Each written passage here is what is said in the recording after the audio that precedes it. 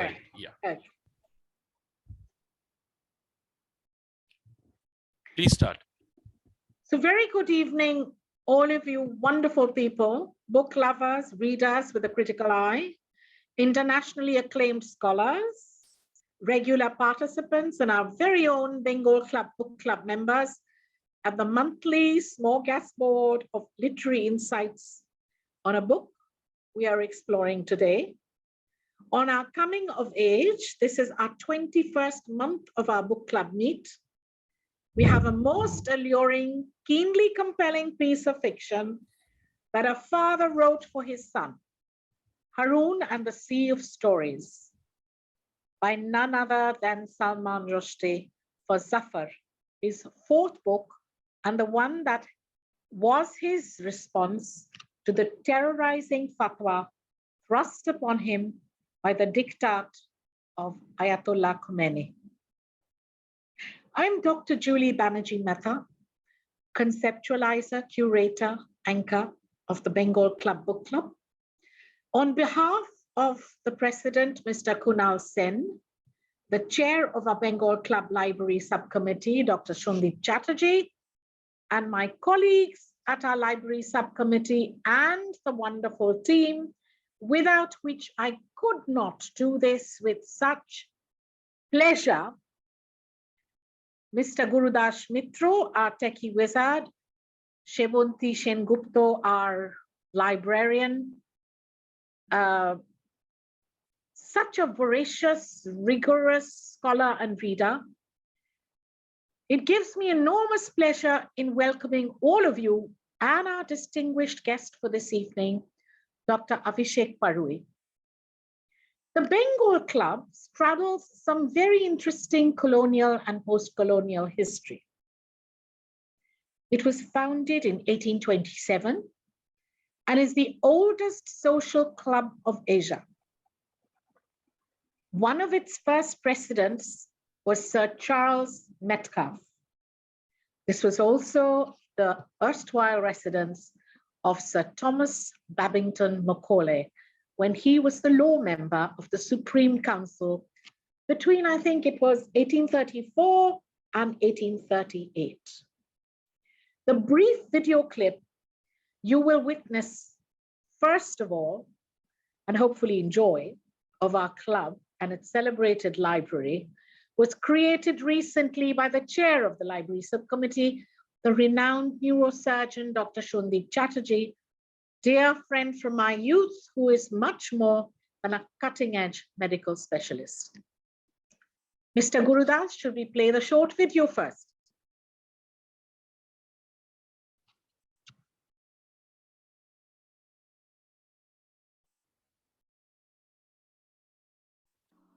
Welcome to the oldest social and business club in India, the Bengal Club. Set up in 1827 as a meeting place where people from the military, the judiciary, businessmen and professionals of the British Empire gathered together. Independence brought about a change in clientele, but not in character. Professionals, businessmen, people from the service sector, bureaucrats, and academics started rubbing shoulders in the corridors of this hallowed institution.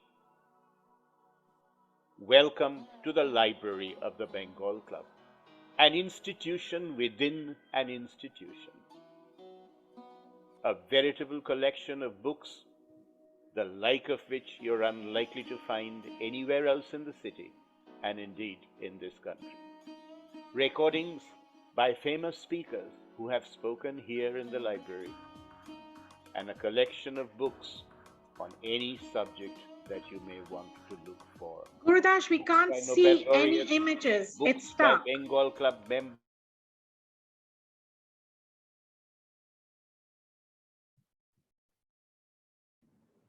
But I'm able to see the images, Julie. There's just one image. Can you see it rolling? Yes, Julie, No, we can't. can see it. Yes. Oh, okay. All Okay, right. I will don't see it restart it either. once again, please. Okay, I thank don't you. see it. I don't see it either. Yeah.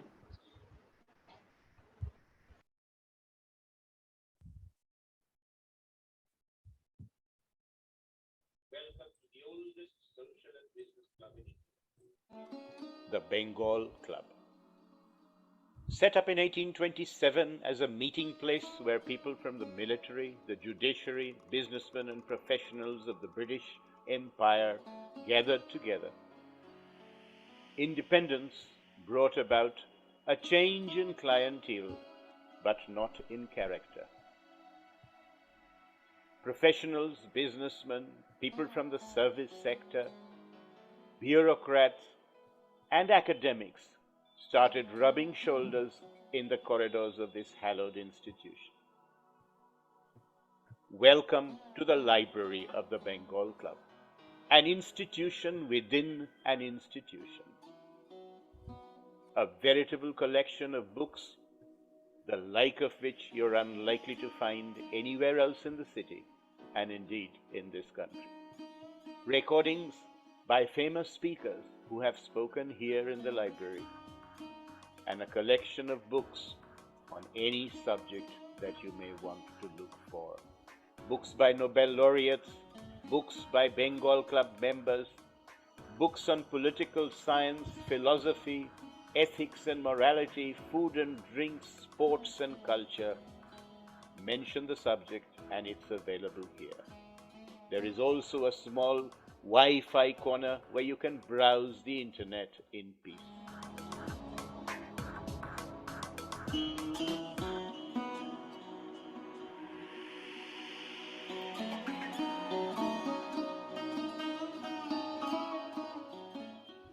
They said there is no subject under the sun.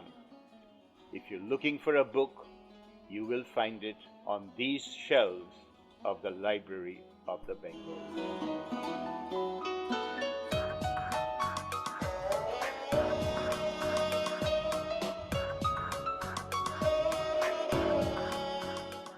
Envy the books, enjoy the collection, but above all, celebrate in the ambience of this wonderful library, the Library of the Bengal Club. Welcome to see the other famous individuals who have launched their books on this site. And recordings of that book launch are also available in this library. Welcome to the Library of the Bengal Club. On behalf of the Library Subcommittee, welcome to this program.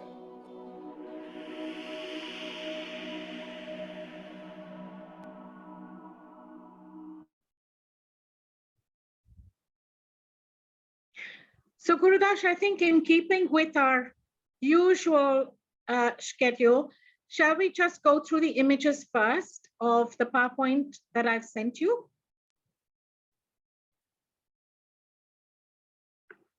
So here we are with Haroun and the Sea of Stories. Can you see the screen, ma'am? Yes, we can't see the image yet. The visual is blank.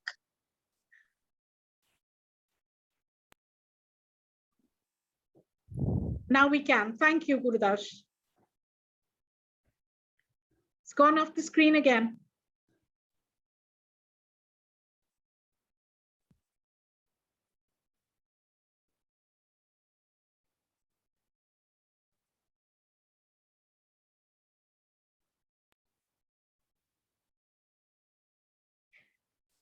Haroun and the Sea of Stories. I think the thrust today is the word story. And in the pre-event meeting that we enjoy with just the handful of Bengal Club members, the point that was debated upon was, is it a children's fantasy tale? Yes, it certainly is. In the same way, I guess, that Gulliver's Travels, Alice in Wonderland, or the Narnia stories by C.S. Lewis are. But it's more than that. As we will hear from all of your voices, where literature is about trying to reach for human truths. Next, please.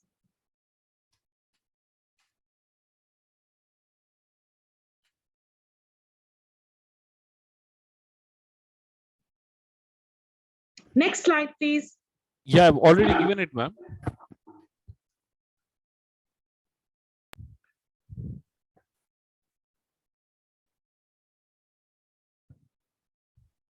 Gurudash, it's not visible. Yeah, just a minute.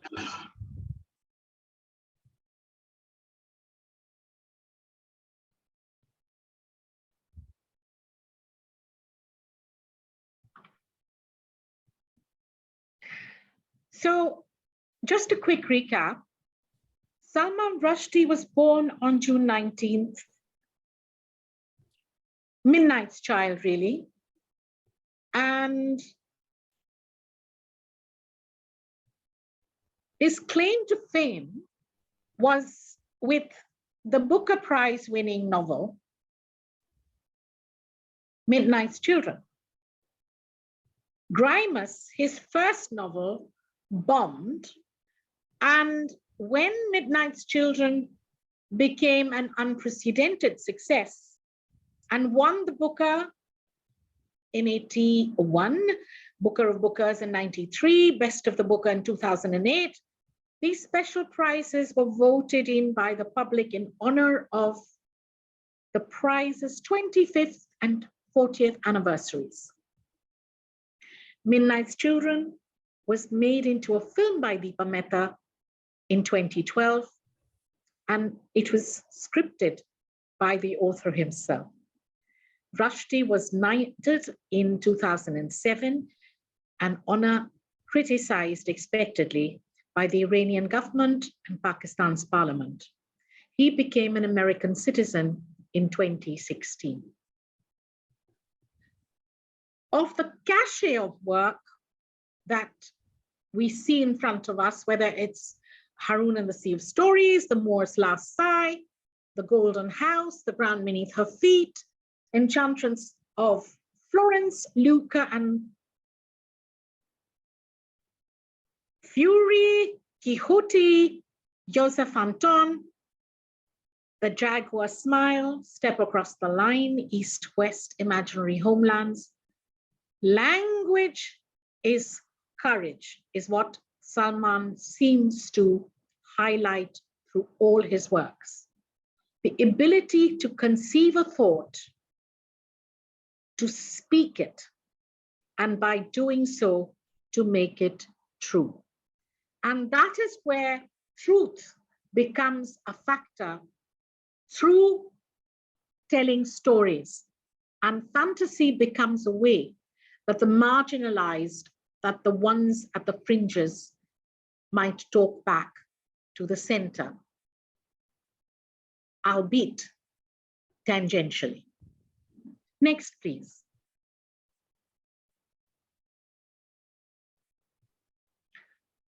So expatriates, the next one, I think, or the former one, the one with Mr. Rushdie's face.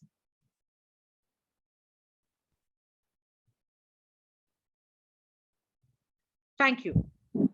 So let's look at Rushdie as a diasporic writer, retrieving identity by memory recall.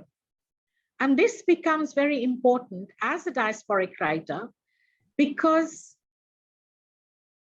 he feels that we never really retrieve the actual physical homeland. Almost inevitably, it means that we will be incapable of reclaiming what was lost. But that we will, in short, create fictions, not actual cities or villages, but invisible ones, imaginary homelands, ideas of the mind. Next, please. So I wanted us to think about why stories become so important in the unpackaging of identity, in the unpackaging of a writer who really lost his home and his homeland, and he's always wanted to come back. In Shame, the third novel, based on fairly contemporary politics in Pakistan. He says, when individuals come unstuck, what is the best thing about migrant peoples and seceded nations? It is their hopefulness. Look into their eyes. You see old photographs, hope blazes undimmed through the fading sepia tints. What's the worst thing? It's the emptiness of one's luggage. I'm speaking of invisible suitcases, not the physical, perhaps cardboard varieties containing a few meaning-drained mementos. We have come unstuck from more than land. And yet, Rushdie has always maintained that roots are also in the wings that we create for ourselves. If you connect this idea of the imaginary homeland and the constant homelessness and the looking for a home, the idea of unheimlich, being unhoused, and the constant need for the nostos, for utopos, which is really nostalgia for a utopia, then we must find an intersectionality with the great Edward Said's theory of the marginalized and how it informs our reading of Haroun and Salman Rushdie's ideas on stories and exiled peoples. The restlessness of exile from a happier and more glorious past that the renowned, brave, and wise Christian Palestinian theorist Edward Said had spoken so compellingly of becomes the lived experience of traumatized individuals and communities worldwide. Said had posited that exile for the intellectual is restlessness, movement, constantly being unsettled and unsettling others. You cannot realistically, in terms of time or space, go back to some earlier, more stable condition of being at home. And alas, you can never fully arrive there. But you can with the power of the imagination, build a past that is palimpsested so powerfully on the present that you can then choose to live in the newly constructed present that is tolerable and bearable than the reality that confronts you. And that is why stories become the front and center of people who are either displaced or the colonized peoples who have been appropriated by settler communities, or if you are a refugee from an embattled homeland. I want us to go back, Gurudash, if you can go back to the slide which has the picture of the house which he inherited. One more, I think. Yes. So this is Anis Villa, gifted to Salman Rushdie by his father in 1969 on his 21st birthday. The property in Solan originally belonged to the celebrated writer's grandfather, Muhammad Uladdin. He visited it in 2000. In the dead of night, somebody remembers in the neighborhood in a red Maruti and had gone there trying to reconnect and rediscover to his childhood memories. He'd later announced from London that he would convert Anis Villa into a writer's retreat, but he could never do it. Things came in the way, and I think he had issues with government, and then the Indian government allowing him that, and then the fatwa came in. Yes, so we'll skip to where we were. Lovely. So I want us to think of the idea of the social and political force of stories. As well as being a positive force, it can also be very dangerous, seducing readers into believing that the world inside the text is a transparent reflection of the world outside, which insinuates its ideology into receptive minds. Plato, in his dialogues, attempted to banish poets from an ideal society because of this. He was anxiety-ridden that fables and fantastic stories could create confusion in the populace by igniting different ideas than what the state wanted people to believe. Rushdie's banishment and the fatwa came from similar impulses of the undiminished unidimensional state. Like Plato, by Ayatollah Khomeini and the religious right were fearful of the appeal and creative power of the stories and the sentiments that they would kindle in the readers.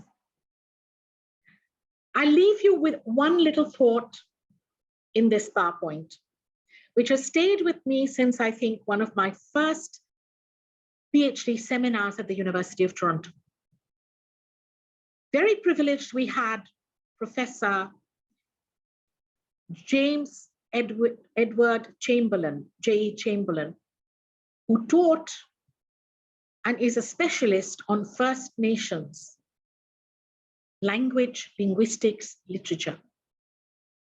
And he told us a story where a First Nations chief, either an Ojibwe or a Cherokee chief, said to a white settler in court who was trying to take away the last vestige of land from the tribe, okay, so if this is your land and you say it is yours, where are your stories? So our belonging, our identity are all rooted in stories, because it is the stories that connect us to where we came from. Thank you so much, Gurudash. I think we can end here for now.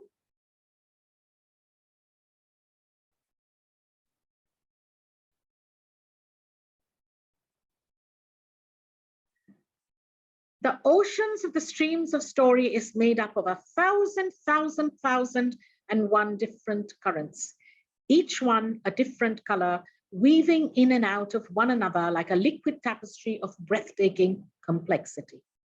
Each strand represented and contained a single tale. I thought this was a very inventive painting of the Jedi who dropped a strand of a different color of a story in the ocean of stories. And there's little Haroun sitting atop a hoopoe. Thank you so much, Gurudash. We'll move on now. We don't have enough time to show any more PowerPoint, but I will just give you a little vignette of the connection that I have with Salman. Harish has much more. He spent many more days with him. But for me, outside, it was a mild fall day in Ontario with the leaves turning to crimson and gold. It was September 2002, exactly a year after the world changed with a tumultuous attack on the World Trade Center in New York. We were sitting inside the theater at Ryerson University, downtown Toronto, and it was standing room only. We awaited the arrival of Salman Rushdie, one of this century's probably most inventive and brilliant of writers. A hush fell over the room. A smiling, slightly portly man with piercing eyes was ushered onto the stage, and then, with his inimitable charm, as he began to speak about Fury, his book published in 2001, a year ago, about New York, which had seen the fall of Western civilization, with the Twin Towers coming crashing down in that momentous 9/11 event, we were on to a magic carpet ride. I still remember that line from him: literature is about trying to reach for human truths. And it certainly is what Haroun is all about. How surreal today, I think, that as he lies alive, recuperating, miraculously making jokes, the theory of truth-telling through stories, which he had spoken to us about 20 years ago in blustery Toronto, has transformed into praxis. And here we are at the Bengal Club in Calcutta, putting together our thoughts on why Haroun and the Sea of Stories is so important. Dr. Choitali Moitro had asked me about 3 or 4 days ago. So did you select Haroun after the 12th of August, after what happened? And I was stumped. I did. Usually we choose our book somewhat in advance, but for September, something held me back. And we usually try and do this with a new story. So I think Zafar, who is older now, is worth invoking. The day that the fatwa was imposed and hung like that dead albatross across his neck, Salman Rushdie made a trip to see his son. He was divorced from his wife, who was the mother of Zafar. This is how the conversation went, according to what he wrote in the New Yorker. Will I see you tomorrow, Dad? Salman shook his head. But I'll call you, Salman said. I'll call you every evening at 7 o'clock, every night, okay? Zafar nodded. Okay, Dad. So does Rushdie regret writing the satanic verses? In 2013, at Express Idea Exchange, he stated, I would write the satanic verses again. People define their identity not by what they love, but what they hate. Here is a man who lives the dream of telling the truth with formidable courage. We salute him, and this surely is no fairy tale. So as the bad cop, let me come to brass tacks and remind you gently of the 3-minute magic strike for each presenter. The only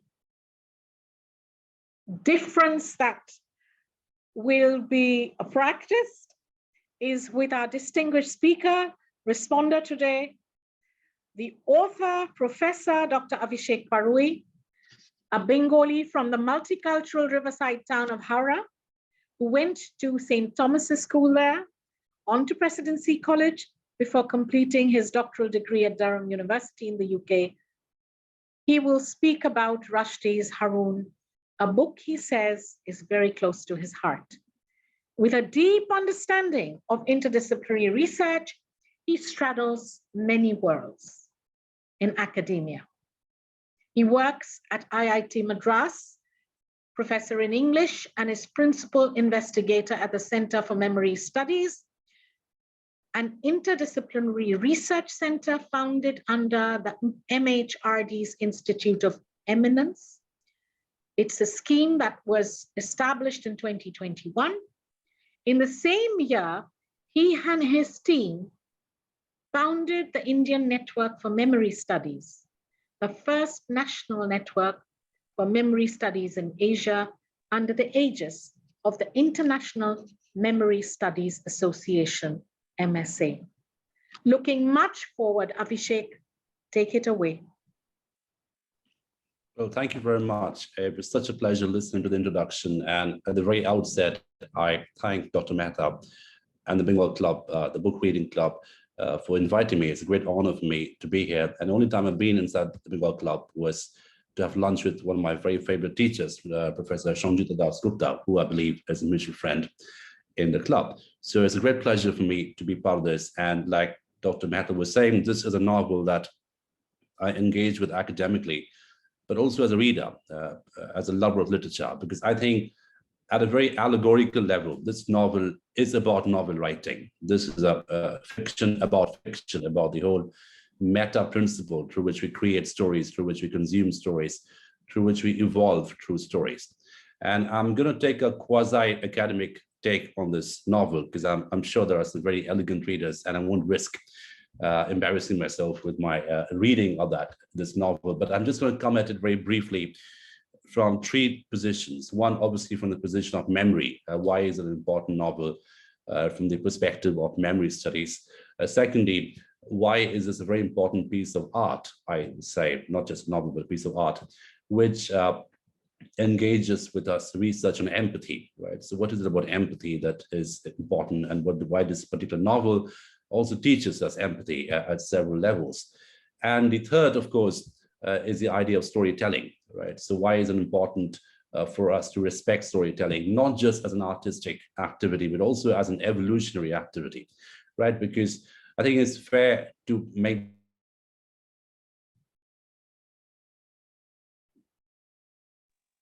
Can't hear him. Can't hear you. Am I audible now? Yes. Yes. Is it better now? Right.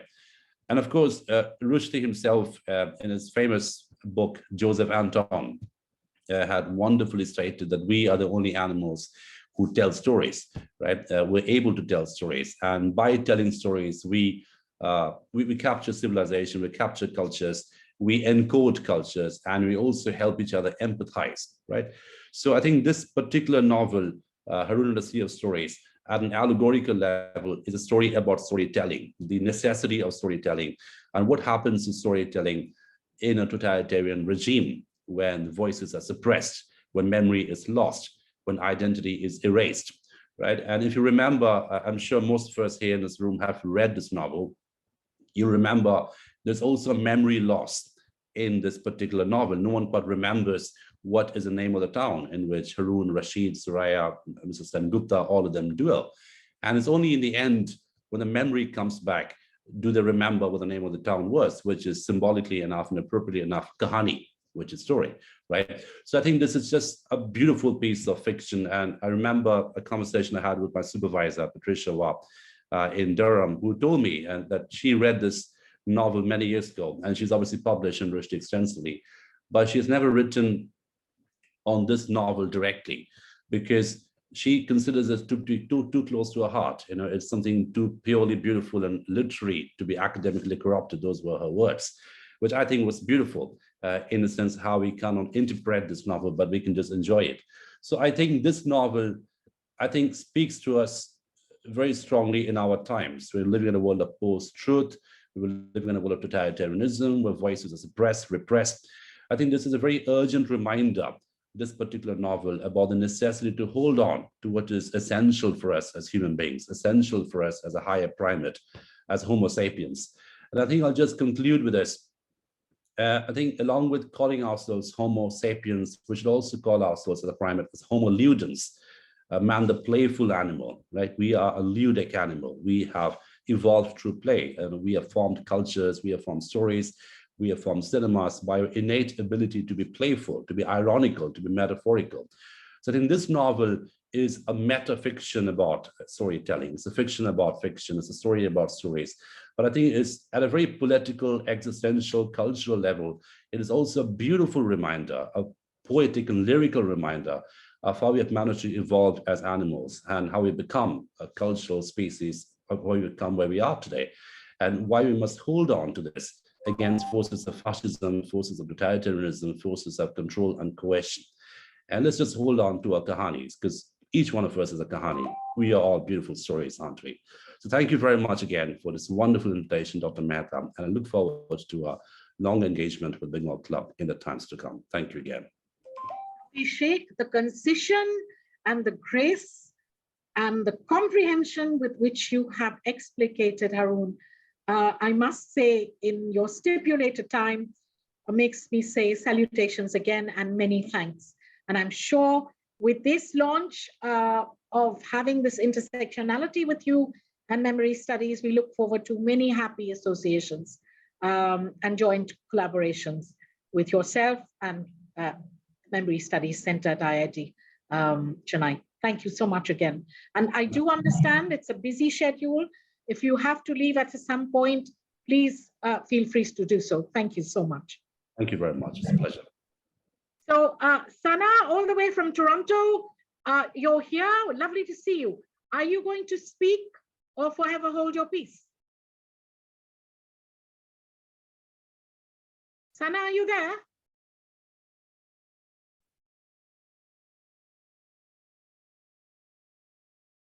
Okay. So moving on, we'll wait. Doctor, I'm breaking the rules a bit because usually after our distinguished speaker, we get on to our members. But with your indulgence today, I would like very much to allow us to hear Dr. Smita Kothari. She has to leave in a rush. Smita, if you're there, would you come aboard? Thank you, Julie.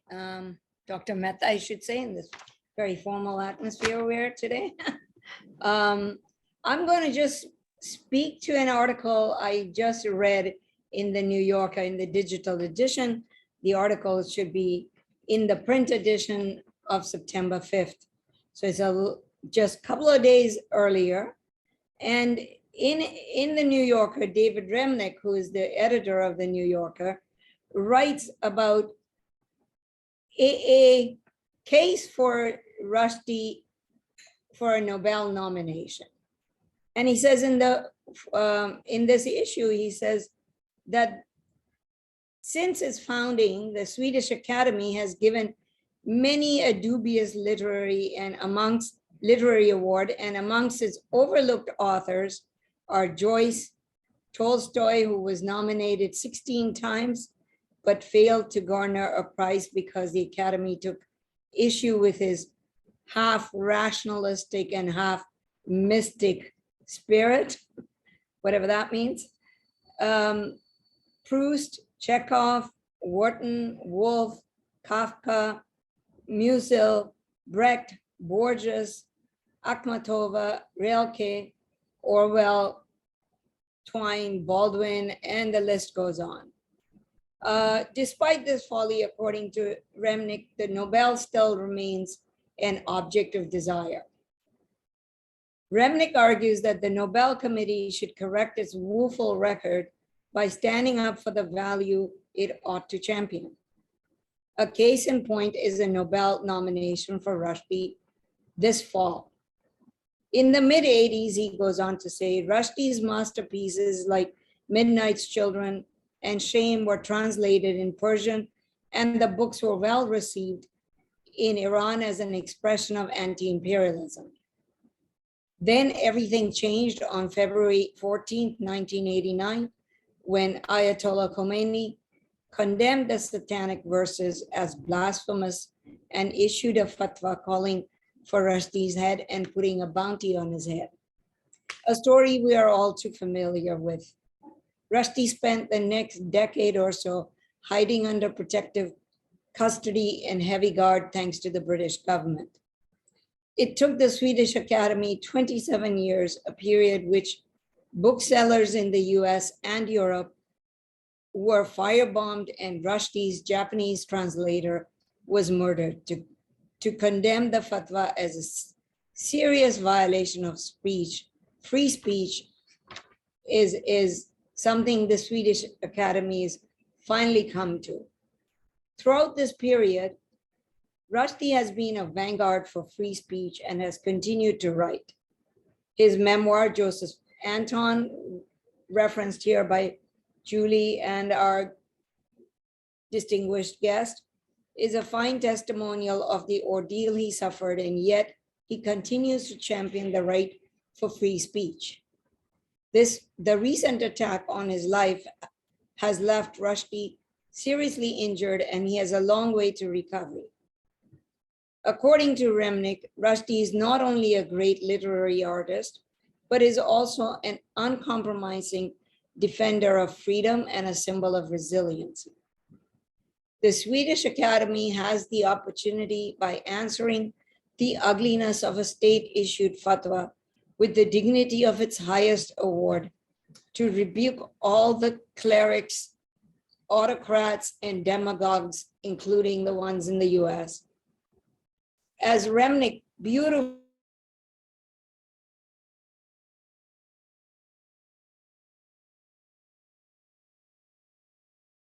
Can't hear her. Smita, we've lost you.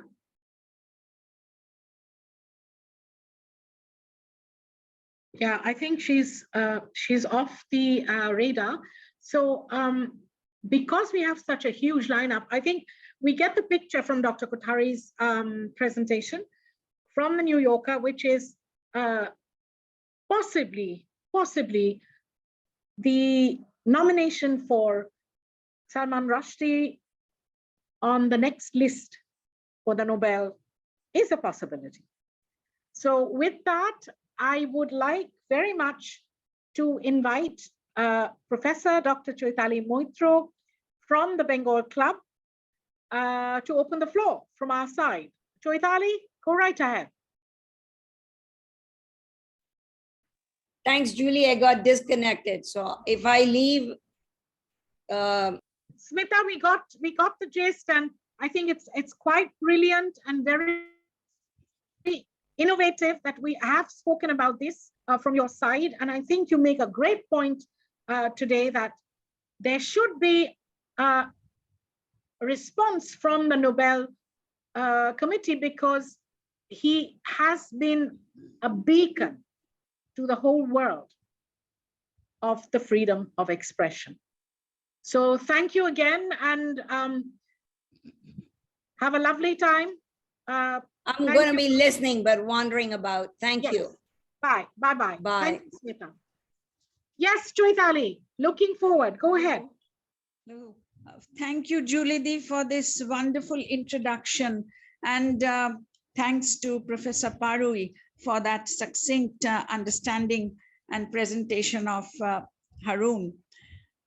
It's such a pleasure that to talk on a book which all of us here, all my friends here like. And we want to say something or the other about this book. So I thought that this novel, I think the fifth novel of Rushdie, was written for his son Zafar. And this explores the importance and the many perspectives of the filial bond.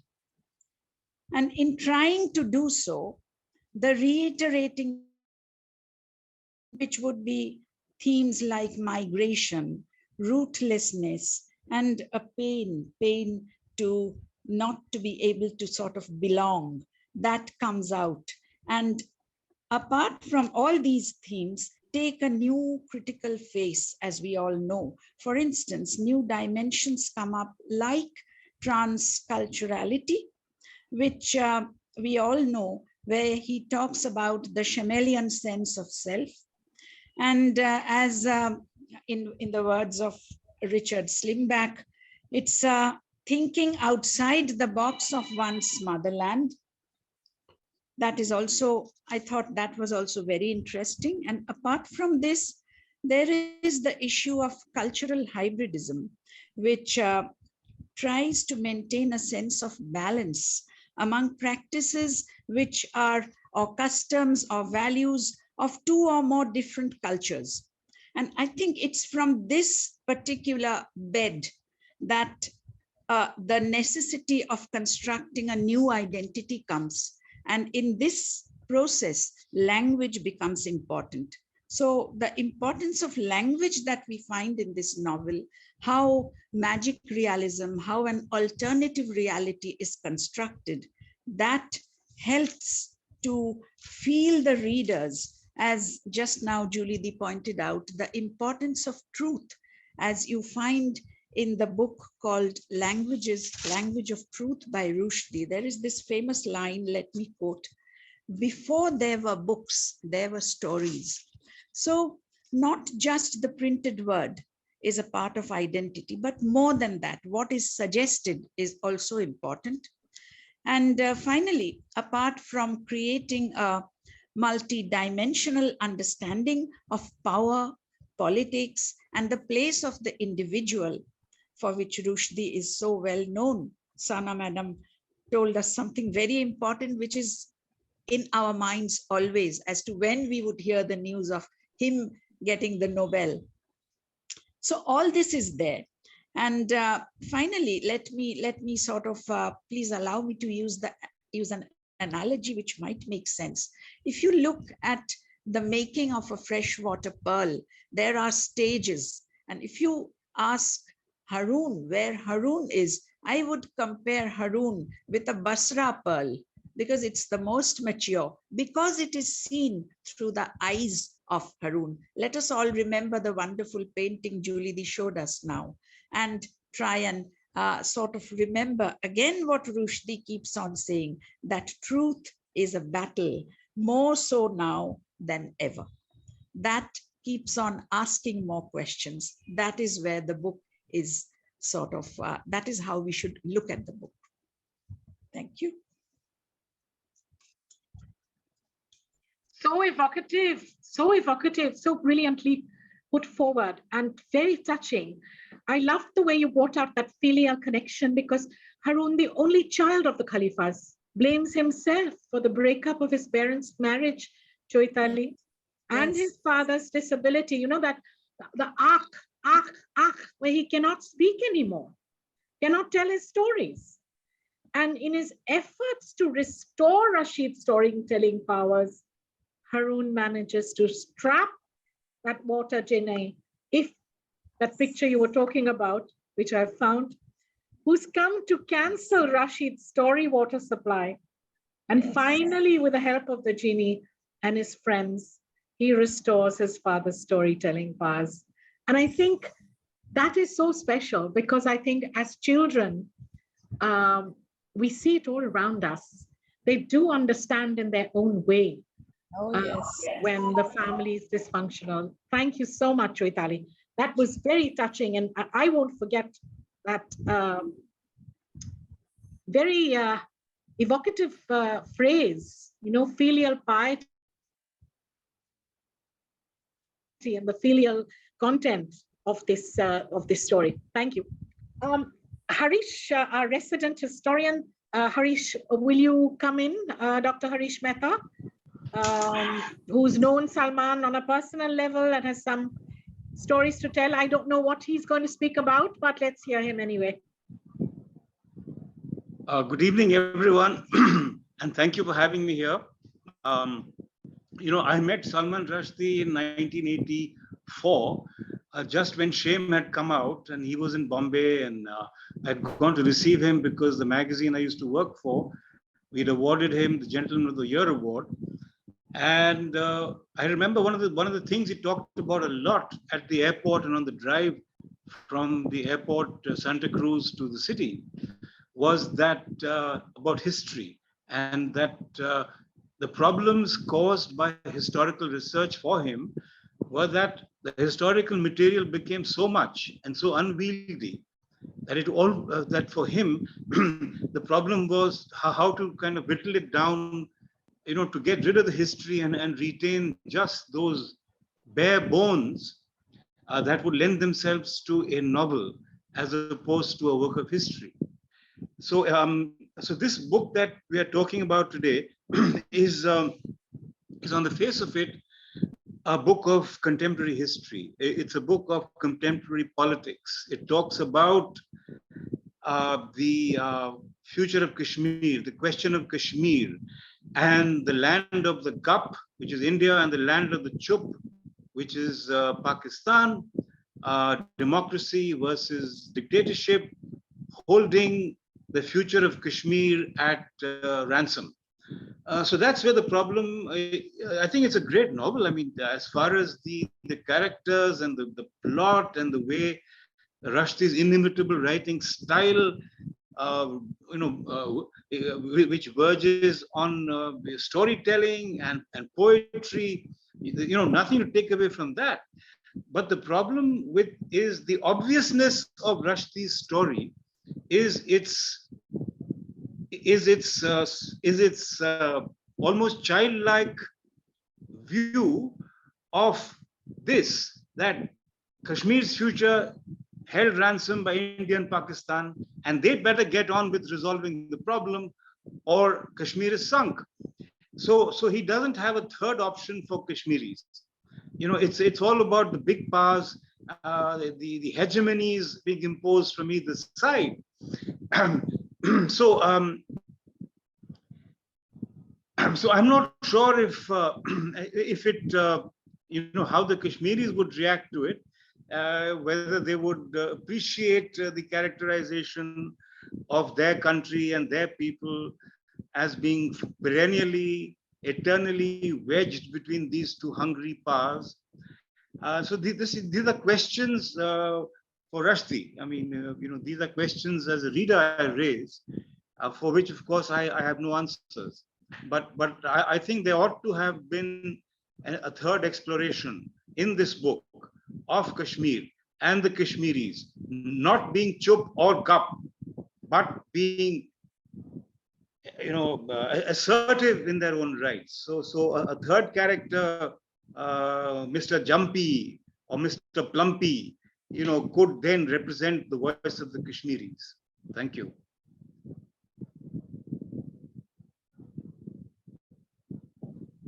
Thank you, Harish.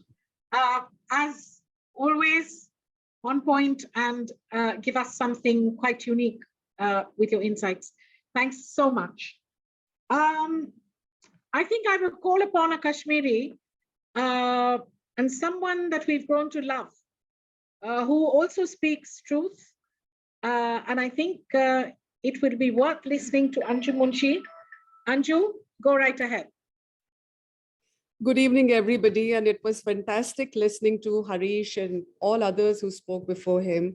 I think every perspective differs from the other. And to me, I think no matter how simple you call the entire book, no matter how much flying on the carpet and fairy tale-ish it is, but I would not agree that the writer wrote this book without roping in many contemporary political innuendos. To me, it's a perfect political allegory. I don't have a clear evidence, but there is a wink, there is a nod, there is a very strong suggestion. The Valley of K is described as enveloped with a mistiness, which is that of sadness and gloom. It's a mist of misery, which is very, very clear and very straightforwardly expressed and known to everybody else. And the choppy waters of the lake, it's not without reason that Mr. Rushdie has mentioned the choppy waters, the dark waters, and a moody land, folks of foolish valley, crazy for make-believe. These are all suggestions of a political climate and diplomatic waters of the 1980s. I think it's very clear to me. And I don't have to work very hard to understand as to what is he writing about, because we were a part of the entire diasporic exercise which happened those days. And there are clever phrases which hint towards a conflict, a turmoil. The dark water and the boiling breeze stops, thunder and lightning stops only when Haroun says, zip the lip. We all know what it means. And only the smelly mist remains. And Haroun goes on to tell his father to, in fact, tell him that, I mean, make him aware of the fact, quote, it wasn't only a story after all, unquote. The ifs and the but, the gup and the chup have been intrinsic to the history of the valley, a place where yes and okay have always lived in oblivion. There's not been a yes, there's not been an okay. Further, the deep north of Kahani, which is also very interestingly expressed, is, he says, he explains, is the avoidance of bureaucratic procedures and red tapeism. To my mind, he's referring to the freedom of expression, which is the freedom of expression in one's writing of any kahani by anybody. It sounds a little ominous. In fact, quoting Mr. Rushdie, there is this, the courage of the word, the courage of the spoken and the written word is all about communication. It's the ability to be creative, and it gives you the power. So this power of narration is a theme that runs throughout. And there is a fear of this power being jeopardized by some kind of a suppression of the voice. That has also got a very political undercurrent. So the weeds in the Dal Lake, it's an environmental hazard. There are many ways to look at, from many ways to look at the book from different points of view. This is an environmental hazard. In fact, for the last 20 years, the Dal Lake is trying to be de-weeded. It's not happening. And the weeds don't allow you to be yourself, and they breathe down your neck in case you're in water. General Kitab's presence is extremely a very strong presence for me. I think it's interesting because I could actually visualize politicians sitting in this pleasure garden, which was so reminiscent of Kubla Khan and his, paradise. The abduction of the princess, I don't know how you pronounce this, B-A-T-C-H-E-T, Batcheat. I would call it Bacchi, B-A-C-C-H-E, which means a girl child or a young girl. And this reminded me of the famous abduction of 1989 from within the valley. And even this Bacchi gets abducted. So the girl whose name is Paige, when her cap falls, she says she quite likes the cap to be fallen off. And to the surprise of the boy who's standing next to her, she says, don't you know, girls have to fool people every day of their lives if they want to get anywhere. Your mouth has silver spoons and some of us have to fight for it. Gender disparity in the Valley of K. It's a wonderful story to read to the kids, but with layers and layers of bitter, disturbing truths, with a very sweet narrative, a narrative which has a light-hearted style. It's allegorical yet magical. I think that's what I had to say. Thank you. Anju, expectedly, I think you covered all the points that we would have missed out, because you know the land and you've just been back, and it came from the heart. It came from a perception as only you could have, right? And what you just managed to unpackage for us puts on a layer on just the understanding of either the plot or the politics or the sociological, cultural distillation of this novel. So thank you for adding that extra layer. Very useful. Thank you so much. Vivek, if you're around, we would love to hear you. Yeah, I'm here, Julie. Lovely. Mr. Vivek Krishna, one of our stalwarts at the Bengal Club, of the Bengal Club members team, please go ahead. Thank you, Julie, and great being here with you all this evening, and really lovely listening to people who have spoken so far. Let's start off. Alison Lurie wrote a review in the New York Times in 1990. Behind many of the greatest and most joyful children's fantasies move the shadows of real and often unhappy events in their authors' lives. Rushdie's remarkable children's book belongs in this company. The only difference is that the experiences that lie behind Haroun and the Sea of Stories are nearly as fantastic as anything in the tale. Before the fact, who could have believed that a world-famous spiritual leader would publicly exhort his millions of followers to murder a novelist in another country and promise them eternal salvation should they succeed? Rushdie is a master of a written word and conjures up a wonderful bag of Indian rope tricks in this book. A figure of speech is a slippery thing. It can be twisted or it can be straight. The use of local names for characters, places, and actions awoke constant reminders of the subcontinent, which was a joy equally for me and for my grandchildren aged 9 and 12, who were an enthusiastic audience, all of us glued to the same page as we read the book together last week in Hanoi. In turn, my own daughters have very, very precious memories of their aunt, my sister, reading the book to them when they were children, growing up in Queen's Mansions 3 decades ago. There's something about stories written for an adult audience as children's tales that makes for powerful writing.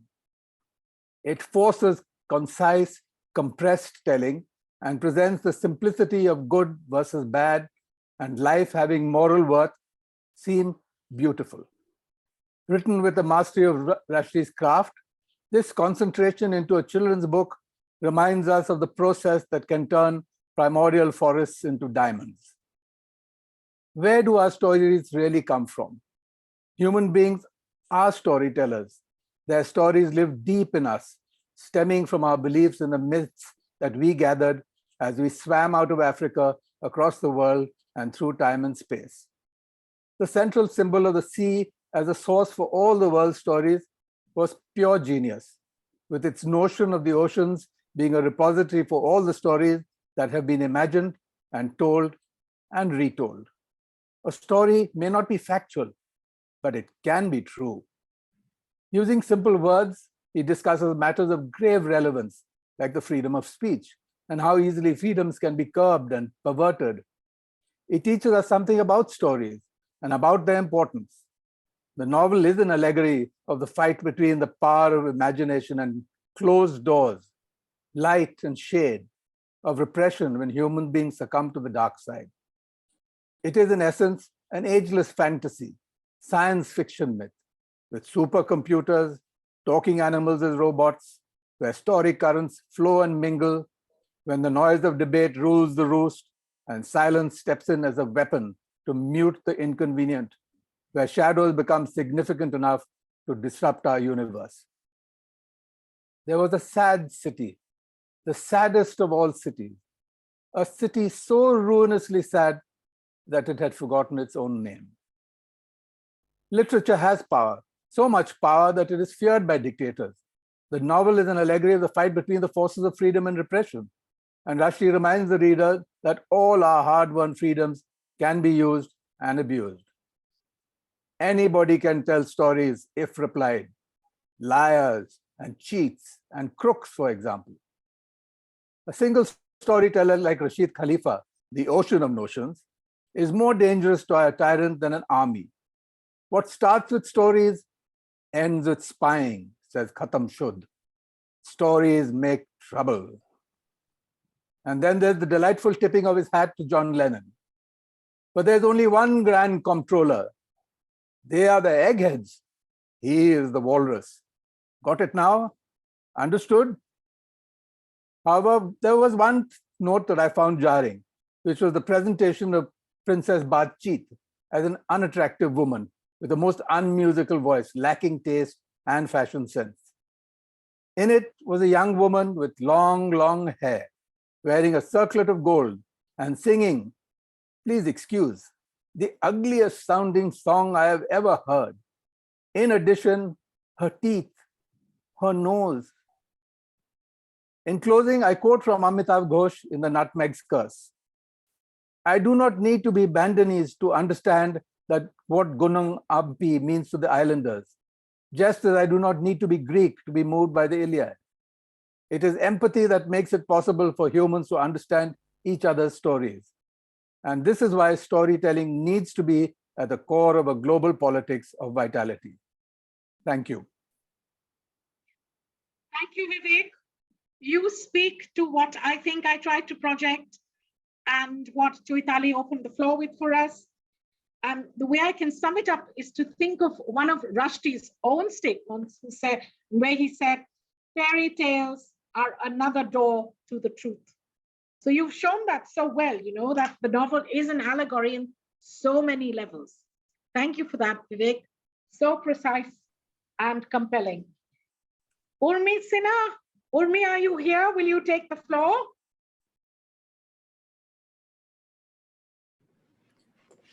Hi, everyone. Hi. I've heard all you people talking of a lot of depth and things like that. My views, I would like to give it in a very simplistic form, so which will be a little different from what you all think. So, according to me, Salman Rushdie has written this book very well, in which he describes in such a way that we are able to picturize the scenarios very vividly. It was very easy for the readers to fly off to the fantasy land. All children like to dwell in the security given by both the mother and the father. This is the way God has created this world. We have seen these instincts portrayed by elephants, lions, tigers, basically wildlife in the jungles. Same is true for humans. But in the real world today, as aspirations of parents are skyrocketing, the divide between the responsibility of the mother and father towards the child isn't easily distinguishable. So discontentment between couples is on the rise, leading to broken homes. From the happy days Haroun was enjoying with the security and comfort being provided by Rashid and Suraya, Haroun's father and mother, the young lad is suddenly exposed to a broken home, which pains him psychologically from the bottom of his heart. Haroun was oblivious of the advantages that he enjoyed out of Rashid's storytelling. But when he realized that his mother had left them and their home for that very reason of storytelling, he was quick to respond to Rashid. Why did you have to say things in the story which were untrue? The next sentence was regret in him. Wish he hadn't said that to his father, as he went on to witness the disrespect Rashid got when he could not recollect a story on stage, but just said, Ark, Ark. Suddenly, Rashid, the famous storyteller, was insulted and made to ride on the back of a jeep to find his very way out alone with his young son to his next destination of performance. I felt the writing of Rushdie has a satirical bent, bringing analogies with people from current world also. Some people are the goop types, that is the gossip types, where they clearly talk and plan out their strategies before taking the plunge. So the reasoning strategy, the plan of actions are clear cut. While there's a section of people who are the chup types, hardly speak, they're secretive, don't play their cards out, and are unpredictable and disjointed in their plan of actions.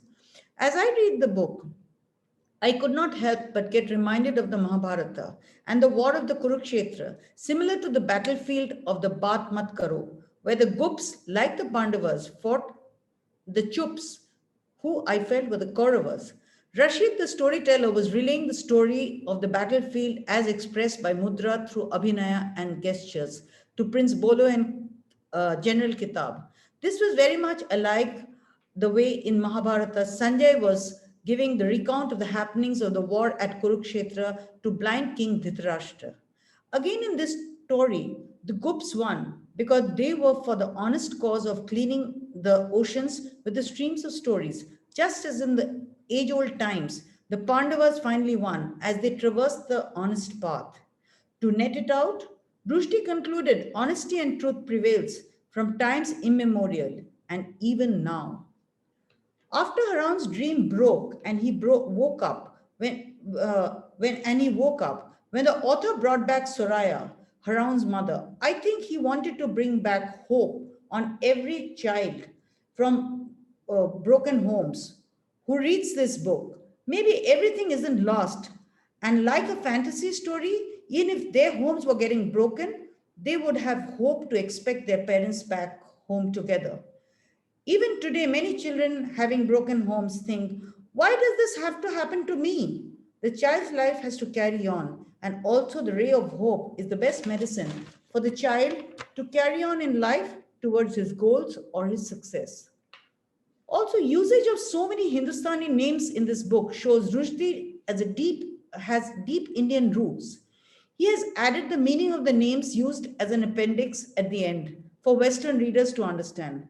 He has enjoyed the movie Gupika and Baghabain by Satyajit Ray and liked the names Gupi and Bagha, and so named the fishes that way.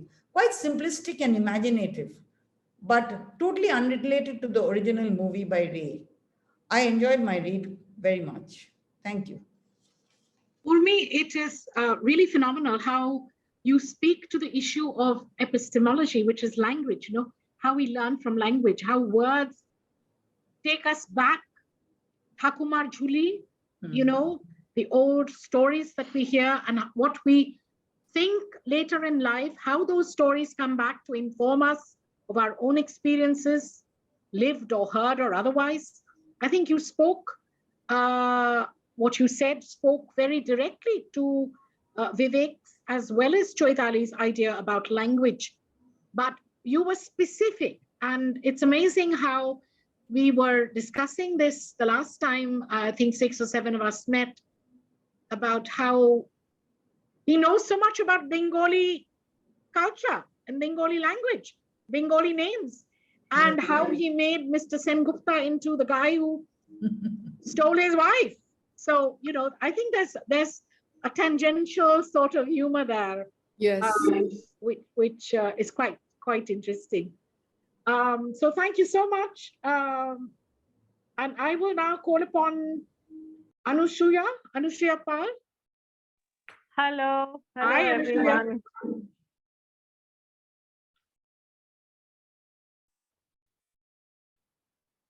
And please unmute yourself, please. Thank you for bringing that to my notice. Thank you, and good evening, all of you. I've heard, and all of us have heard so much and so many aspects to this story. I just hope I can add a little bit to it, which is all again taken from much of what all of you have already said. At the very beginning, I would like to say that we contextualize it with its timeline vis-a-vis the satanic verses and the fatwa that was on him. And we also see the very first page where he writes this poem to Zafar, and he says, Zemla Zenda Xanadu, all our dream worlds may come true, fairy lands are fearsome too. As I wander far from you, read and bring me home to you. So perhaps these last two lines give us the intent behind the writing of this book. It's almost like a letter that father has written to son when he is not physically able to describe the events that have happened in the recent past, and the fact that he has to be so absent from his son's life, and lest his son get a warped view of what compelled him to be where he was. He writes such a beautiful story which expresses the harshness of what happened to him and makes a very soft landing in a child's psyche. And he addresses it through so many other features that can be connected for to be made part of a child's understanding. For instance, the fact that his own marriage was ended in divorce, and taking a child's guilt, and that being the theme for the child, Haroun making efforts to sort his father's happiness back, and the way the fatwa kind of was an effort to muffle Salman Rushdie's storytelling, and Rashid having to say arf arf arf when the stories went off from him. All of it was so softly and so beautifully expressed as a child's story, just for a child to understand a very complex adult world. Yet, when you as an adult read the story, you can so easily just read the adult allegories, the political references, and all the complexities of the corruption and the clearing up of corruption and the conflict between Pakistan and India and Kashmir. All of that is so evident to an adult view. And when you see the various layers that this book explores, you see the mastery in Rushdie's writing skill. As when put under constraint, what beauty comes out of his pen. Like Chaitali mentioned about the making of a pearl. It truly, I mean, all the tension and the stress that was put on him, I mean, he transformed all from poison to medicine, and he produced such a beautiful piece of work. At this, I would like to say it's one of the most elegant pieces of writing, and much is said in a very simplistic manner, using such beautiful, magical Arabian Nights kind of methods, and it is memorable at any stage and readable at any time, and it always brings a smile to your face, however grim the picture he's trying to give. So yeah, that is like my take on the book. I hope I added something to this very erudite evening. Absolutely, Anusuya. I'm just thinking again that Rushdie's then wife, Marianne Wiggins, and he were also breaking up at the time. And the day that, it was Valentine's Day, that Rushdie was handed this gift by Ayatollah Khomeini, and he missed his son. It bothered him that he hadn't spoken to Zafar. And he talked to Zafar, holding him close, deciding in that moment. So when you quoted those lines to Zafar, it's a way to say, look, because of my exclusion now, because of my being under the radar, because of the fatwa, I can only talk to you in verse or I can talk to you in fiction. I may not be able to see you. That makes so much sense that, you know, this little boy was bombarded by television, was bombarded by newspapers, in the school playground, everywhere. And then when he met Safar that evening, where you make so much sense, Anusuya, is to remind us of that story. Well, Safar asked him, will I see you tomorrow, Dad? And Salman had to say, no, but I'll call you. I'll call you every evening at 7 o'clock every night. So I think that pathos was very well brought out by what you said, Anusuya. It was, you know, I think a lot of us felt that pain. So thank you so much. Very powerful. Dr. Paramita Mukherjee Malik, will you come on board? The poetess herself, the positive thinker. Come.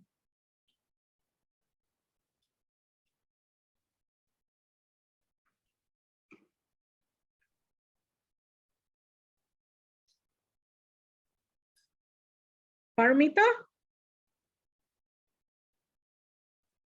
Hi, Paramita.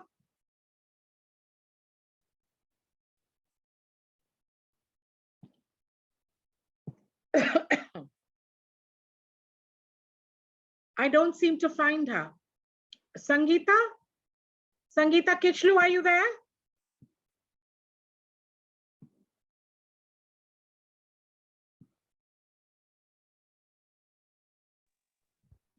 Ma'am, please unmute yourself. Sangeeta, are you there?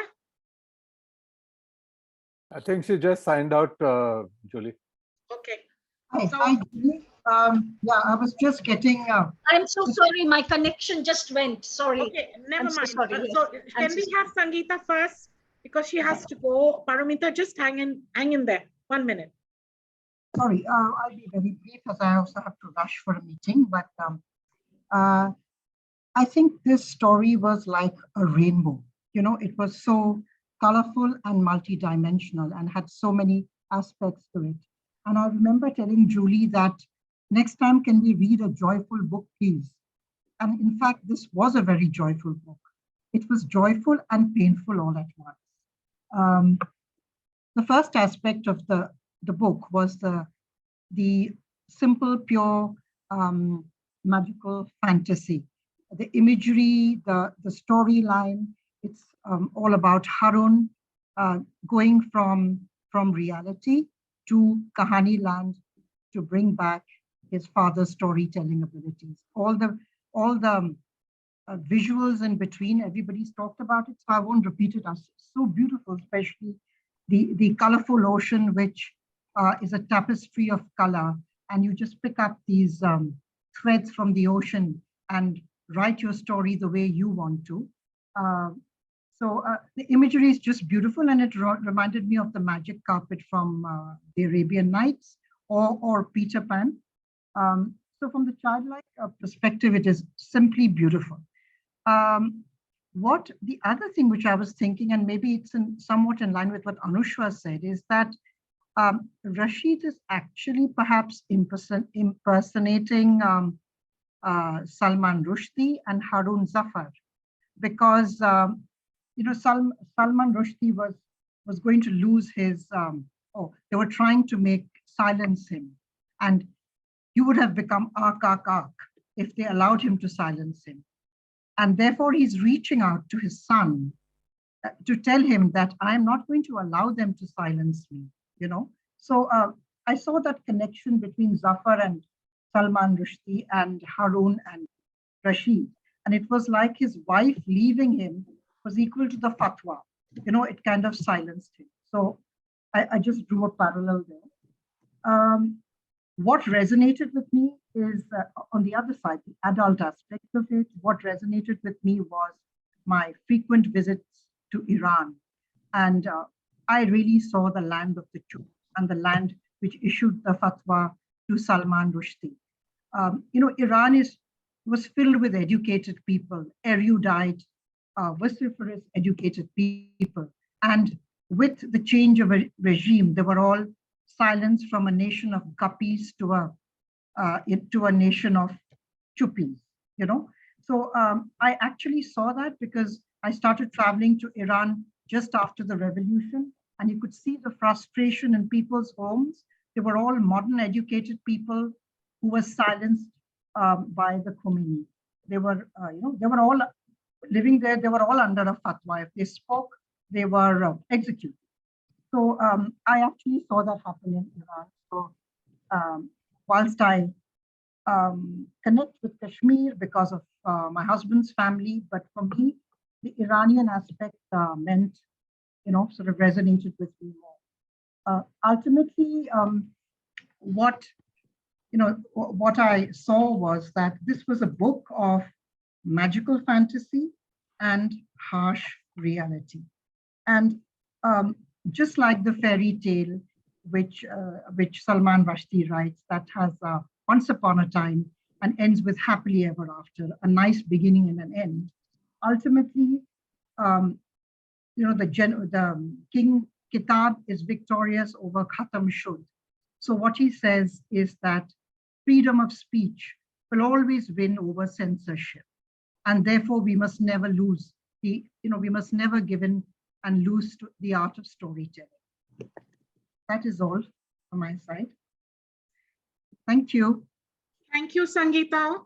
I'm glad we caught you on the hoof and that you're back again and you could share that for us. And I'm glad you liked this because, I did hear your plaintive voice saying to me, choose a happy book, choose a happy book.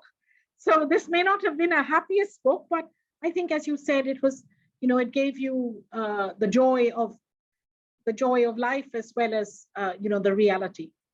So thanks so much. Paramita, you're here, the poet and the positive thinker amongst us. She is the last bastion on the membership side of Bengal Club.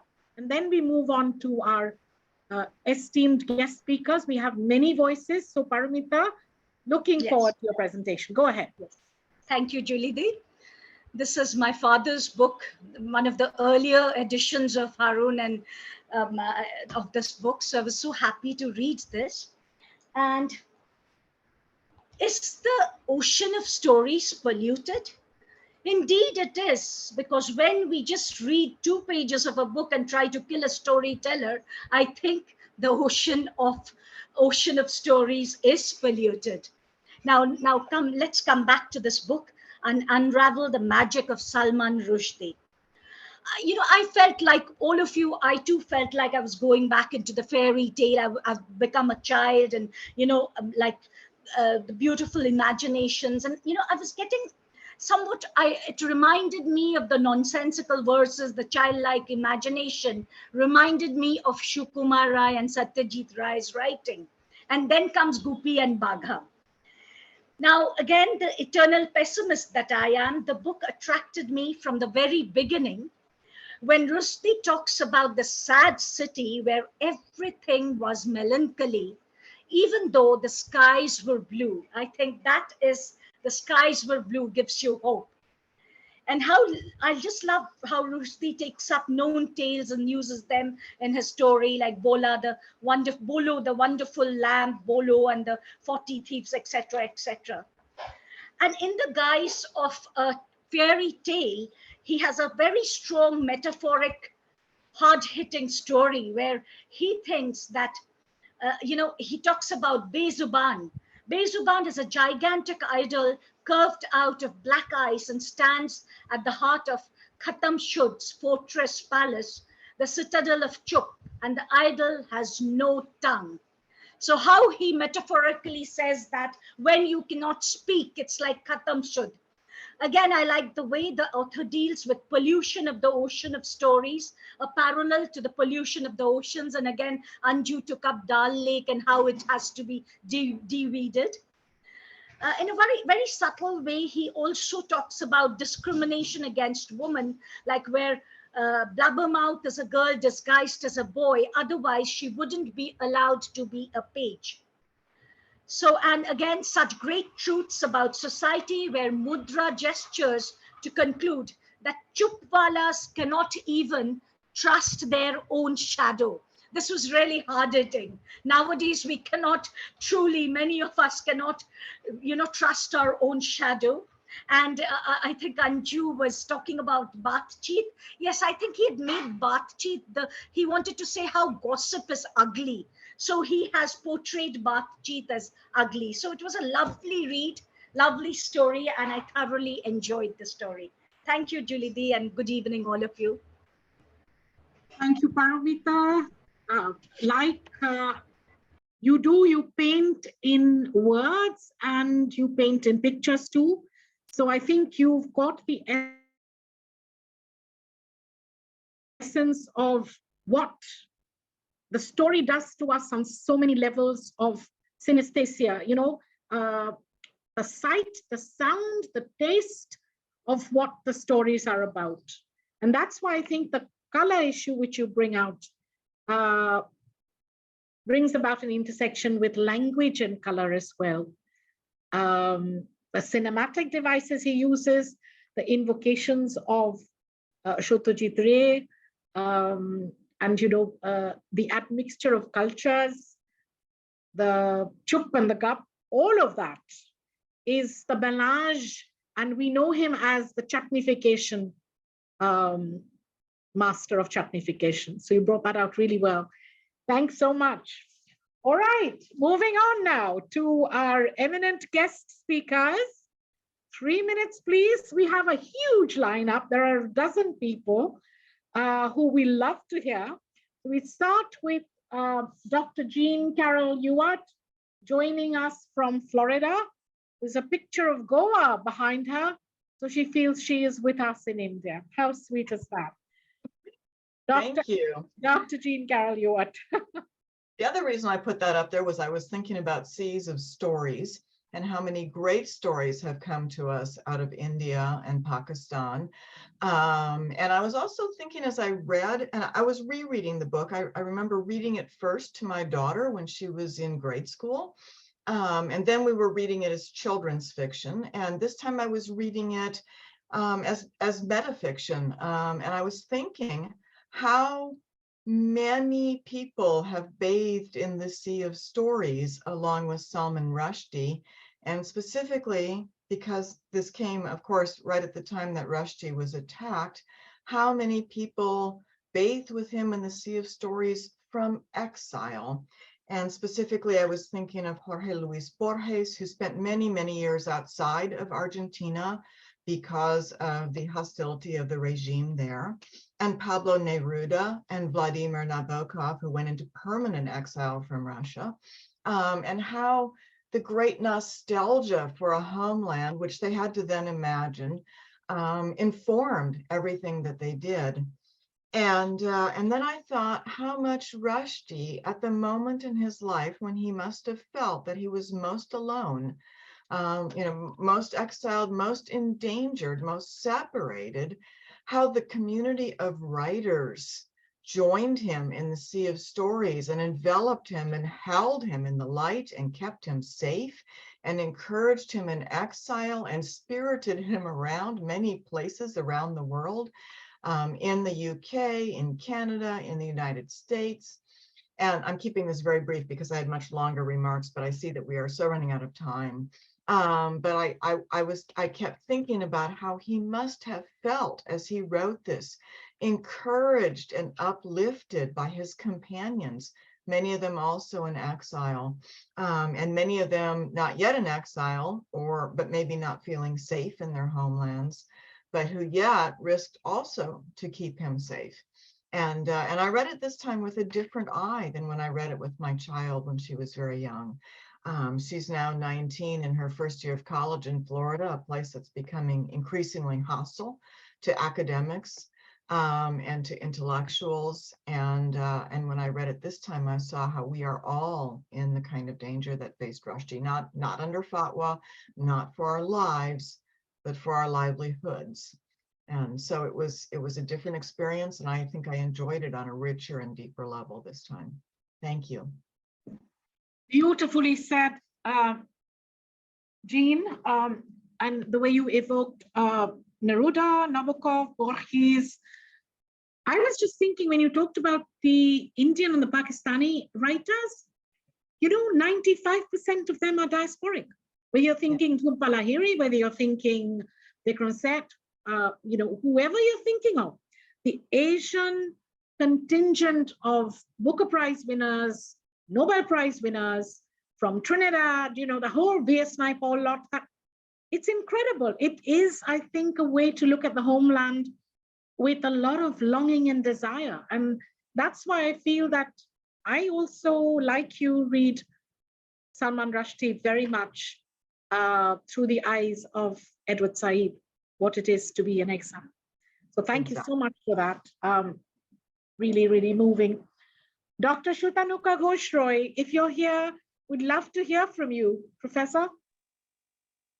Good evening, Julie. Salman Rushdie's style of writing is more often than not classified as magic realism, a term used since the 1920s to refer to works which combine realistic depictions with elements of fantasy, supernatural, and magic. And as we all know that, as Rushdie wrote Haroun for his 11-year-old son Zafar Haroun, he chose his fairy tale as his narrative framework. On a superficial level, the work can be labeled simply as a children's story, one told or read to children to amuse and educate them while interacting with and reinforcing their imagination. But, apart from that, the book has significant features of a fairy tale. Though it has a very mundane and simple beginning developing into fantastic events, and where at the end the hero returns to reality, a happy reality, no doubt, but one devoid of magic. And in order to reinforce the children's imagination, Haroun and the Sea of Stories, as well as Luca and the Fire of Life, which Rushdie wrote for his son Milan in 2010, the author uses language that ingeniously imitates children's parlance of thinking, which is very important, with examples such as process too complicated to explain, or grand controller, rat house, bear the dog the bear, or level 1 to level 9. The in-betweenness of languages, registers of language and the language of video games, found in both the works can also be understood as strategies to inscribe, and in this connection, one remembers, Arundhati Roy's The God of Small Things too. And next, what we find is that Haroun's world is constructed around the idea of a story, and Rushdie's story and storytelling devices multiple. As we all are saying it again and again, the book is a story about story and storytelling. There is Rashid Khalifa, storyteller and father of the protagonist, the child Haroun, Rushdie's son, namesake, both names being a clear allusion to Haroun al-Rashid, the caliph represented in 1001 Nights. Rashid is also an obvious anagram of Rushdie's name, pronounced as Rushdie, which points to Rushdie as a storyteller. The oceanic world of stories into which Haroun ventures is the moon called Kahani, meaning story in Urdu, Hindi, as well as applied to two locations is evident. Is an evident reference to the Indian world. And while speaking of magic realism with the post-colonial context, Bill Ashcroft and all, they have called story in the Indian cultural space a distinctive feature of the local as well as the national culture. And we all know that Rushdie spent his formative years in India. So one cannot overestimate the importance of the Indian imaginary world in his narrative. He remembers his father telling him bedtime stories that ranged from 1001 Nights to Panchatantra and then Katha Sarit Sagara. The latter was translated as Ocean of the Streams of Story. So all these things are there. And a significant feature of this multifaceted culture in which Rushdie grew up as a boy is the fact that myths in the form of stories are narrated to Indian children from a very tender age. This practice is thus crucial to the formation of the inner world. And I come to a closure by saying that in order to understand the role and character of Rushdie's world of stories, it is necessary to turn to the Indian theoretical context referring to story and storytelling. Unlike in the West, where history, philosophy, and other human concerns were extracted from narratives and are present as refined, isolated within social sciences, here we find in the Indian context the preferred medium of instruction and transmission of psychological, metaphysical, and social thought. You know, it continues in the story, or it continues to be the story. So stories are a way of thinking which convey what the world is like or ought to be like. Story in Indian culture, closely related, interacting, or identifying with the myth also, is thus both an organizing and a pedagogic tool for reality and life at the unconscious level, which is intrinsically inscribed in Haroun and the Sea of Story. Thank you all. Wonderful. I'm so glad you brought out the issue of what you're talking about is the oral tradition of all indigenous cultures. And there's a cyclical story telling method, which is not a linear one. Yeah. Right, Shutanuka? Like Ian Foster Foster would say, the king died, and so the queen died of grief. Yeah. So for us, it is not that. The story comes full circle, and it depends on who's telling the story. It's a different story every time. Yeah, that's a very important point. Thank you so much. Shukonna Bas, who is here from the media. Shukonna, are you around? Would love to hear you. Go ahead. Yes. First of all, thank you for having me here. Love the conversation, everybody's insight into the book, and so well established the points and everything. Ma'am, I would like to keep my video shut for this. Okay, ma'am, if that's not a problem. So, ma'am, I would like to, as everything is almost covered here, I would like to talk about Mudra, because Mudra is a rebel character that Salman Rushdie wrote in his book. As a person who read Midnight's Children for the first time, before I read any of his stories, I read Midnight's Children. So it was an experience of another kind, because I've never read such a book in my life. And after that comes Haroun and the Sea of Stories. So Mudra is a symbol for Rushdie's own struggle, ma'am. That is what I think. Yes, and the Islamic fundamentalism in countries across Middle East, Rushdie, I think, through Mudra, sort of tried to fight it. Try to fight the limitations, try to fight the kind of limitations that had been brought upon the freedom of speech. And I think that this story is a rebellion against all of the things that we are supposed to, get. Freedom of speech is something that we are supposed to have as our own right. There is no one to stop us from that. And Rushdie has written it so beautifully, so intricately, and in such a fun way, in a children's storybook, that we all have the right of freedom of speech, ma'am. And that is all I say today.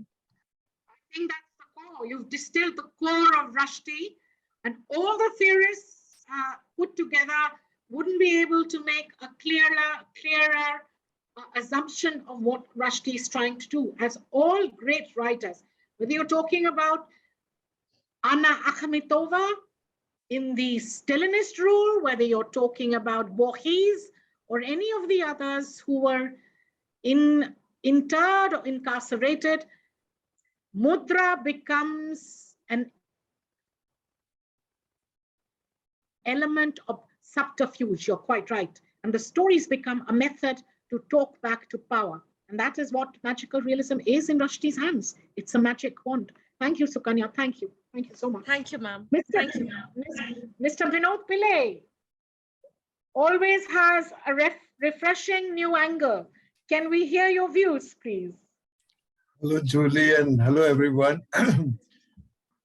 Now, at an India Today conclave, Rushdie was asked which was his favorite book, and he mentioned Haroun and the Sea of Stories. It's a great book. It's a children's fantasy novel, and yeah, many of the speakers have, brought out all the various layers around it. So I'll just talk about a few things that I found very fascinating about this book. The first thing is about the way he describes the process of creating stories. People often say that every possible story has already been told. But the truth is that while all archetypal plots and characters have been discovered, the process of weaving them provides infinite possibilities. But the way Rushdie puts it in the book is really beautiful. And I quote from the book, "If replied that the plenty more fishes were what he called hunger artists, because when they are hungry, they swallow stories through every mouth, and in their innards, miracles occur. A little bit of one story joins on to an idea from another, and hey presto, when they spew the stories out, they're not old tales, but new ones. Nothing comes from nothing, Thieflet. No story comes from nowhere. New stories are born from old. It is the new combinations that make them new." So the first thing that really touched me. The second thing is, of course, about the banning of books, because Rushdie has always spoken about it. He always felt that the freedom to read or not to read, that everybody should have the freedom to read or not to read any book. That if you don't like it, don't read it. And he often said that the demand for banning books usually comes from people who have not read them. And in this book, the dark world of bans and censorship, where speech is silence, is described in a very scary way, where he says, and I heard it said that some wild devotees of the mystery work themselves up into great frenzies and sew their lips together with stout twine. So they die slowly of hunger and thirst, sacrificing themselves for the love of Bezaban. So he paints a scary picture of, a land where freedom is gone.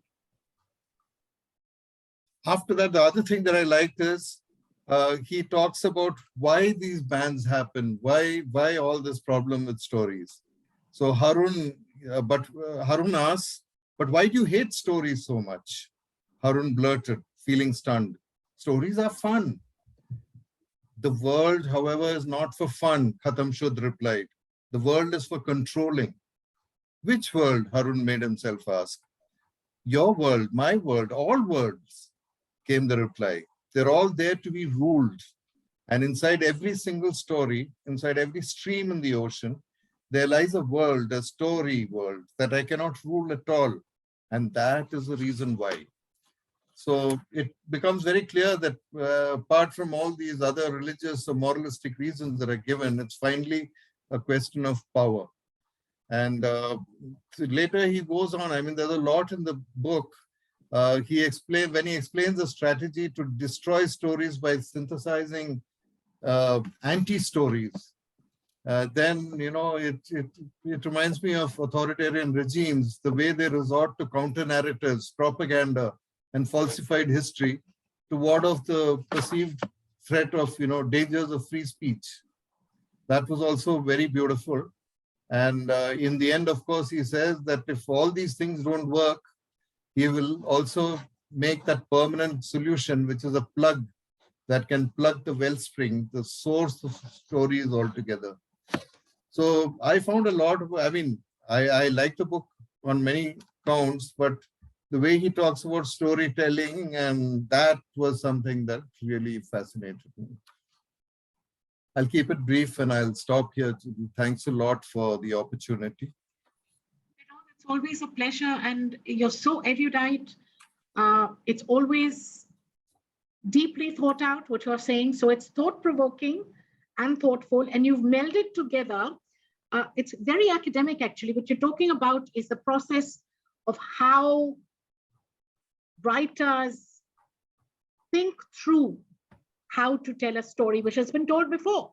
And T.S. Eliot, Thomas Stearns Eliot, the poet, had a wonderful way of putting it. He says, "We stand on the shoulders of those before us, but our view is different." I think that is quite marvelous. Thank you so much, Vinod. You made a great point there. I'm just wondering if Mohini Pradhan is here. Mohini, will you go for it? Yes, ma'am. Lovely. Thank you for waiting, Mohini. Oh, ma'am, it's completely fine. Mohini was one of my star students in the MA program at Loreto, and it's always a pleasure to connect with you. Thank you, Mohini. Go ahead. Yes, ma'am. So, as it's popularly known that the book is a children's book. Even the read aloud function on my laptop switched to a child's voice when I was using it to go through the book. So, the book, although being a children's book, it really does go beyond that, you know. So it can be seen as a political allegory, as we all have established, because it questions the role of political leaders in our society, as seen in the case of Snooty Batu in the Valley of Cane. So it is Haroun's story at the end that allows the people to realize that what is going wrong with their society and makes them go against the popular candidate that was Snooty Batu. And I feel that that is so relevant in our world today, especially in our country. Also, the book speaks of freedom of speech, which I think one of my favorite incidents on the book was Haroun talking about the fact that General Kitab's plan was analyzed and discussed and argued against, and there were a whole lot of other people who were talking about it. And he remarks that if it would have been Earth, most of the army would have been court-martialed for this behavior, which is again a very ugly truth of our world. But again, it is being criticized in the book as well. Another aspect of the book is environmental consciousness. I think that this is something that probably it's a very subtle touch, but I felt that it could be elaborated upon because the Guppies keep on saying about saving the ocean on oceans. So it is about the poisoning of the sea and how it is affecting the storytelling process. But I feel that today in our world, when we are battling with climate change and we're talking about a lot of the earth getting polluted, we are seeing it is the need of the hour, because our oceans are being choked with plastic. And very little is being done to save it. And I feel that this book actually does highlight on that aspect as well, if we choose to look into that.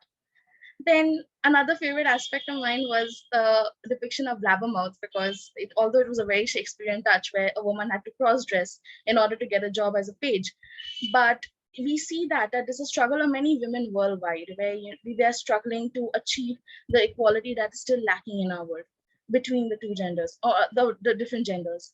So the book speaks of love and courage, which I feel was very relevant because it is Rushdie's book to his son Zafar. So we see that through the character of Haroun, it is an inspiration of sort that yes, you need to have that love and courage in you, because you see the love of Haroun for his father Rashid was very evident. Like he said, even his father's labeled as a spy. He's like, I need to go and change that notion. You see him running and trying to save his father. Then the relationship that he shared with his father and his love for his family in general. So it's a very mature perspective for a child. And I feel that, the voice of children in reality are generally overlooked, but it's not so in the case of books. And we've seen that with Roald Dahl, we've seen here with Rushdie as well. So Haroun's perspective is given importance. So another very I would like to bring out a different point over here, that the book also reminded me of the Marvel Cinematic Universe's recent foray into the depiction of Islamic stories and legends in the series Miss Marvel. So Miss Marvel's coming of age story is very similar to that of Haroun, as both Kamala and Haroun navigate through the world of magical realism with genies and multicolored powers that surround them.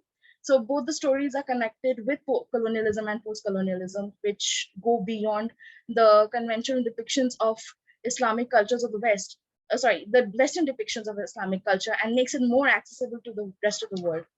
So I feel the title, The Sea of Stories, just doesn't mean the stories that were there or the adventures of Haroun in the book. It is these underlying issues that are further enriched by Rushdie's use of Urdu and Indian words that make the text even more richer and more accessible to the West. And it also speaks about the resilience of the culture of the subcontinent. So I just wanted to bring that up. Thank you so much. You're a very smart thinker even now, Mohini. I love the way you brought eco-criticism into the business of an explication, because that is so obviously neglected by most of us, most readers. Choitali, are you still here? Choitali, are you around? I think Professor Choitali Moitro would have some very good things to say about that, Mohini. So she, if she's not around, she would have heard the recording by the time we speak again. And I think not much has been written about it. So perhaps you can collaborate on a paper on that, eco-criticism and Haroun and the Sea of Stories, especially if you think of what Mrs. Anju Munshi has talked about the Dal Lake. I think Mr. Vivek Krishna has also spoken about some issues pertaining to ecology. So yeah, that's a neglected area that can be worked on. Thank you, Mohini. Is Manisha here? Manisha Madhu? Yes, ma'am. Hi. All the way from Kerala. Another very smart thinker. Yes, Manisha, let's hear what you have to say. All of you speak, and I think it was such an insightful conversation or talk, shall I say? Yes. And I don't think I'll be able to contribute even like quarter to what all of you have, but I just wanted to say a few words. Okay, so like Harish sir said that it's a political commentary, Haroun and the Sea of Stories, and what I think is commendable is the fact that this book, it was written such a back, and it was written, I think, on the context of the then political scenario, but it is starkly relevant even today. And I think to make things clearer, I'll just quote Rushdie from an interview. It was, I think the interview was after he'd written, it was around 12 years back, it was on his interview with BBC, and the interview was titled On, and where he was reviving his ideas about why he wrote Haroun and the Sea of Stories and the like. And in that he said, in a democratic society, there's a whole range of argumentative voices, whereas in a tyrannical society, there's silence. And I think it's a very stark commentary on what politics has become even today. And if we look at it from the point of view of Haroun and the Sea of Stories, although Kahani is not a democratic society, but if we view it as such, because everyone has their freedom of speech in books, I think we can say that we see exactly the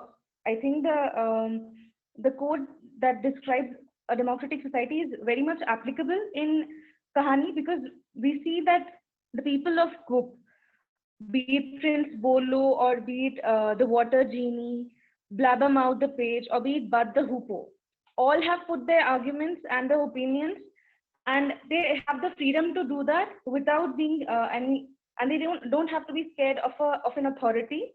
However, unlike the Chupwalas, who were compelled to a vow of silence by the tyrannical leader Khatam Shud. And I don't want to say much, but I think we all know what this allegory, or not exactly an allegory, what this commentary is, how it is relevant today. Because politically as well, freedom of speech is something that has been questioned, especially in India at the moment. It is a very questionable thing. And not going into much detail, I think this is what a democratic society should be like. It should be like Kahani, where people have the right to voice their opinions without being scared of an authority. And at the same time, I think the main thing is to not curb someone's right to speech, especially just because they hurt your opinions or they are not in tune with yours. It doesn't mean that you have to curb it. And that's about it. Thank you so much. Thank you, Manisha. I think you brought out what Dr. Harish was trying to make us think about, the political issues, and certainly is a masterstroke. I hear a comment here being said that being published under the category of children's literature saved the book from being banned. And that's so true. So I think we've pretty much covered the grounds that were brought out. And I think last on the list, one of our best projectors is Dr. Roma Bhattacharya. Roma, you'll have to be very quick as usual. If I've missed out anyone, this is a good time to let me know. I've done the best I could, but I don't see Prachi Jangid and I don't see Shucharita Chaudhary. Then we'll just go ahead with Roma. Roma, please go ahead. Thank you so much. Dr. Roma Bhattacharya, ex-Oxford, United Nations, comes with impeccable and highly esteemed qualifications. Go ahead. Thank you so much, Julie, and thanks for having me. Decades ago, listening to Salman Rushdie live at Kala Mandir as a 20-year-old presidency college student, I'll never forget his elegance of speech and his Cantabrigian mastery over the idiom, but most especially his recounting a harrowing childhood experience of his family hiding in fear in their home in Bombay, with the door barricaded in the aftermath of Mahatma Gandhi's assassination. Like many, they thought the assailant was Muslim and there would be retaliation. Turning to Haroun, the speakers have been wonderful and we've already talked about the scarcely veiled fictional autobiography, the whole context in which he wrote it. So I won't repeat it, and the political allegory elements have been talked about. Instead, I'll turn to comment from the perspective of art and philosophy. As we've all discussed, that all these elements, the darker elements as well as his artistic elements, are all transformed in this novel Haroun by the creative imagination into a spellbinding story. But there is also an important metatext about the power of the imagination, the centrality of the story, and the writer in what constitutes human civilization, and that the story to the writer is more real than the real, turning Plato's theory of mimesis on its head, as you mentioned previously, Julie. I just want to end by making a simple point, and your love and affection in the Bengal Club has enabled me to make a little bit of a provocative point, so I hope you'll bear with me. But throughout these book club discussions, I've introduced a fundamental question: how post-colonial is this work? Rather like Rashid, the ocean of notions, Rushdie too is a juggler of tales.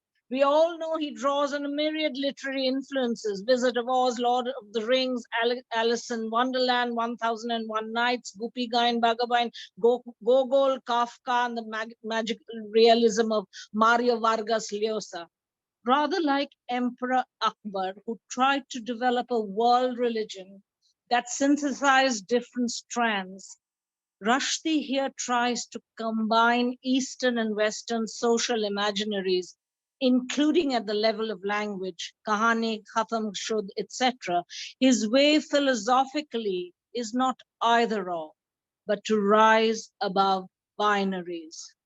Valiant as this attempt is, I feel from a post-colonial perspective, the critical reception of his novel in the West does not adequately recognize or appreciate how much he was artistically indebted to Upendra Kishore Roy, author of Guppy Gain Bhagavan and Hirak Raja Deshe. The creative means of portraying a political allegory for children was done long before Rushdie's Haroun. I could not help remembering also Shukumar Rai's Haja Borolo, the technique of capturing flux. All this, of course, came to Rushdie mediated by Satyajit Ray's films, which he loved. But can I be provocative, and can one ask that could some of the global spotlight on Rushdie's art be also accorded to antecedent creativity in Bengali literature? Or do the Ray family creativity acquire a sort of subaltern status within the glowing global reception of Rushdie? While Haroun was a fascinating read, I did find its artistic garb less original than an average Western reader might, coming to it as I did from Guppy Gain Bhagavan and Hirak Raja Deshe, other than those familiar with Lewis Carroll. But of course, if Rushdie were here, he might have remarked, these were only a means to an end to create a meta-narrative about creativity, world peace, and harmony. Thank you. As I said, you are spot on, but we all stand on the shoulders of those who've come before us, right? Absolutely, absolutely. So Thank you. point well made, well taken. And I look forward to having all of you next month when the author himself will be with us. Mr. Prajwal Parajuli has agreed. He's got his two books translated into French and is on a roll. So I will be sending you the details later, but this is going to be on the 14th of October. Looking forward greatly to discussing The Land Where I Flee by Prajwal Parajuli with the author in attendance. Again, thanks to Harish Mehta, who is a friend of Parajuli's and was instrumental in getting me in touch. Thank you, everybody. It's been a glorious evening.